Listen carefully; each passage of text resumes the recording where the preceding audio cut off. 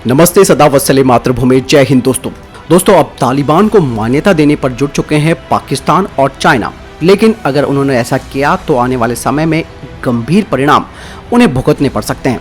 अफगानिस्तान में तालिबानी शासन को वैश्विक मान्यता दिलाने की चीन और पाकिस्तान की संयुक्त रणनीति को लेकर विशेषज्ञों ने दोनों देशों को लॉन्ग टर्म यानी कि दीर्घकालीन नुकसान की चेतावनी दे डाली है। 15 अगस्त को तालिबान के काबुल पर कब्जा करने के बाद चीन और पाकिस्तान ने अफगानिस्तान में 20 साल के युद्ध के बाद इस हमले में दूसरे देशों के साथ संपर्क बढ़ाना शुरू कर दिया है। दूसरी ओर तालिबान की वापसी पर चिंता बनी है, जिसके उदय से अलकायदा और इस्लामिक स्टेट जैसे आतंकवादी समूह फिर से सिर उठा सकते हैं। हांगकांग के साउथ चाइना मॉर्निंग पोस्ट में एक आर्टिकल लिखा है, जिसमें कि पाकिस्तानी विश्लेषकों ने यह हवाला दिया है कि पाकिस्तान अक्सर कहता रहा है कि अफगानिस्तान में उसका कोई पसंदीदा सहयोगी नहीं है, लेकिन इसके बावजूद पाकिस्तानी सरकार तालिबान की वापसी से स्पष्ट रूप से काफी कंफर्टेबल यानी कि सहज नजर आ रही है। काबुल पर तालिबान के कब्जे के कुछ ही घंटों के बाद पाकिस्तान के प्रधानमंत्री इमरान खान ने कहा कि अफगान लोगों ने पश्चिम की गुलामी की बेड़ियों को तोड़ दिया है। साथ ही आर्टिकल में ये लिखा गया है कि पाकिस्तान विशेष रूप से चीन और रूस के करीब माने जाने वाले अंतर्राष्ट्रीय समुदाय से तालिबान के साथ सामूहिक राजनीतिक जुड़ाव स्थापित करने की पैरवी कर रहा है, यानी कि चाइना तालिबान अलायंस की। वो अफगानिस्तान में समावेश प्रशासन सुनिश्चित करने, आतंकवादी हमलों को रोकने और महिलाओं को शिक्षा एवं रोजगार की अनुमति प्रदान करने के वादे पर तालिबान के लिए समर्थन जुटाने की कोशिश कर रहा है। वहीं पाकिस्तानी पूर्व राजदूत ने बताया कि पाकिस्तान को अपने पड़ोसी देशों में शांति से सबसे अधिक लाभ और संघर्ष एवं अस्थिरता से सबसे ज्यादा नुकसान उठाना पड़ा है। उन्होंने कहा कि पाकिस्तान को अपनी पश्चिमी सीमा पर स्थिरता से तभी फायदा होगा जब तालिबान प्रभावी ढंग से शासन करे, अन्य जातीय समूहों को समायोजित करने और स्थानीय शांति स्थापित करने में सक्षम होगा।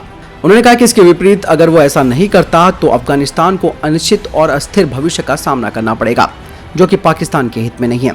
वहीं ऐसा कहा जा रहा है कि भारत के खिलाफ तालिबान का इस्तेमाल हो सकता है। सिंगापुर में मौजूद एक इंटरनेशनल स्टडी के रिसर्चर ने बताया कि पाकिस्तान तालिबान की मदद करके भारत को अफगानिस्तान से बाहर रखना चाहता है, जबकि तालिबान का मकसद पाकिस्तान में मिली पनाह का लाभ उठाकर अमेरिका को अफगानिस्तान से बाहर करना था। 2 जुलाई को पाकिस्तान के राजनेताओं की एक गोपनीय संसदीय ब्रीफिंग में इंटर सर्विसेज इंटेलिजेंस यानी कि ISI के प्रमुख लेफ्टिनेंट जनरल फैज हमीद ने तालिबान और तहरीक तालिबान पाकिस्तान यानी कि TTP समूह को एक ही सिक्के के पहलू बताया था। साथ ही ये भी कहा जा रहा है कि पाकिस्तान और चीन दोनों को अमेरिका से एक मजबूत झटके का सामना करना पड़ सकता है, जो अपने सैनिकों की वापसी के बाद स्वतंत्र रूप से चीन और क्षेत्र पर अधिक ध्यान केंद्रित कर सकता है। इसके अलावा ये भी कहा जा रहा है कि अमेरिका पाकिस्तान पर आतंकवाद और तालिबान पर लगाम लगाने के लिए दबाव भी डाल रहा है। ऐसे में दोनों देशों के रिश्ते तनावपूर्ण बने रहेंगे। जो एक्सपर्ट्स हैं वो कहते हैं कि अगर तालिबान जिम्मेदारी से व्यवहार करता है और अपनी सरकार को संयम से चलाता है तो अमेरिका पाकिस्तान के संबंध में भले ही कोई सुधार ना हो, लेकिन यह अपनी जगह बना रहेगा। अगर अफगानिस्तान में स्थिति बिगड़ती है तो अमेरिका पाकिस्तान संबंध और खराब हो जाएंगे। वहीं चीन के भी कई विश्लेषकों ने कहा है अफगानिस्तान तालिबान क्राइसिस के ऊपर कि अमेरिका का सबसे लंबा युद्ध एक विनाशकारी विफलता के साथ समाप्त हो गया। उन्होंने कहा कि चीन आधिकारिक मीडिया रिपोर्ट और जाहिर तौर से अफगानिस्तान में अमेरिका की हार का मजाक उड़ाएंगे, लेकिन ये नहीं भूलना चाहिए कि अफगानिस्तान वो देश है जिसे साम्राज्यों की कब्रगाह के रूप में जाना जाता है। उन्होंने कहा कि चीन को ऐसा कोई कदम उठाने से बचना होगा जिससे उसे ब्रिटेन, सोवियत संघ और अब अमेरिका की तरह अफगानिस्तान में झटका न झेलना पड़े। यही नहीं, चीनी विश्लेषक ने कहा कि इसमें कोई शक नहीं है कि अफगानिस्तान में अमेरिका की हार से चीन को अमेरिका की खिल्ली उड़ाने और अमेरिका के पतन की बात फैलाने का मौका मिल गया है। लेकिन कुछ अंतर्राष्ट्रीय विशेषज्ञ ये मानते हैं कि इससे चीन को एक अधूरी रणनीतिक जीत मिल सकती है।